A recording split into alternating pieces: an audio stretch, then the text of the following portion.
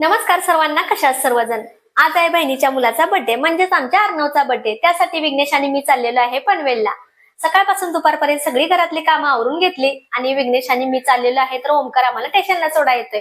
ओमकार काही येत नव्हता, त्याचे क्लास होते 5 वाजता, म्हणून तो म्हटला मी काही येत नाही। आता पोहोचलेले आहे स्टेशनला, दुपारच्या 4 वाजलेले आहेत। मला 3 वाजता जायचं होतं, पण घरातली सकाळची कामं आवरतपर्यंत 4 वाजले। तर चला आता तिकीट काउंटरला तिकीट काढते, तोपर्यंत ट्रेन आलेली होती। ट्रेन मध्ये बसली तर विघ्नेशला उभं राहायचं होतं ट्रेनच्या दरवाजापाशी। त्यासाठी मी सुद्धा त्याच्या बरोबर उभं राहिली आणि आजूबाजूचा परिसर तुम्हाला दाखवला। त्यानंतर आम्ही पोहोचलेलो आहे पनवेल स्टेशनला। पनवेल स्टेशनला गेल्यानंतर बहिणीला फोन केला, तर बहीण म्हणली की मी न्यायला येतो तुला। तोपर्यंत मी बाळाला म्हटलं चला गिफ्ट काहीतरी घेऊ, म्हणून कपडे घेतली। तोपर्यंत बहीण आलेली होती, तर तिच्या रिक्षातनं आता निघालेलो आहे बहिणीच्या घरी। तर आमचा हा बर्थडे बॉय आहे, म्हणजेच अर्णव। अर्णवचा बर्थडे आहे, तर तयारी सुद्धा झालेली होती।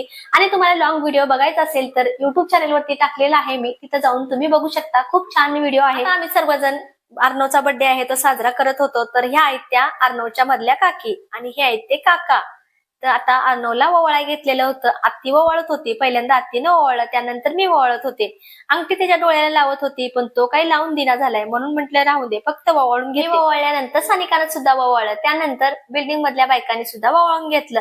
असा केला आम्ही अर्णवचा बर्थडे। तर व्हिडिओ तुम्हाला कसा वाटला नक्की कमेंट बॉक्स मध्ये सांगा। व्हिडिओ आवडला तर लाईक आणि सबस्क्राईब करायला विसरू नका। सर्वांना बाय।